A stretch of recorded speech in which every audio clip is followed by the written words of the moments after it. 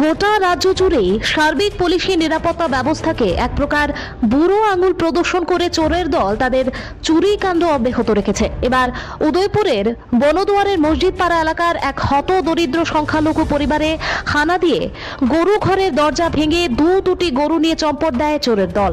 ঘটনার বিবরণ দিতে গিয়ে গরু দুটির মালিক হাসিনা বিবি জানিয়েছেন, ওনাদের পরিবারের একমাত্র উপার্জনের রাস্তা ছিল এই দুটি গাভী। তিনি বহু আশা করে ভবিষ্যতে মেয়ের বিয়ের টাকা জোগাড় করার জন্য এই গাভী দুটির উপরেই সম্পূর্ণভাবে নির্ভর ছিলেন বলেও জানান। তিনি জানান, গত রাতে গরু দুটিকে বাছুর সহ তালা বন্ধ করে রাখলেও সকালে গিয়ে দেখতে পান যে শুধু বাছুর দুটি রয়েছে। গরুগুলিকে নিয়ে গেছে চোরের দল। গোটা বিষয় নিয়ে সুনির্দিষ্ট অভিযোগ পাওয়ার পর তদন্ত করছে বলে দাবি পুলিশের।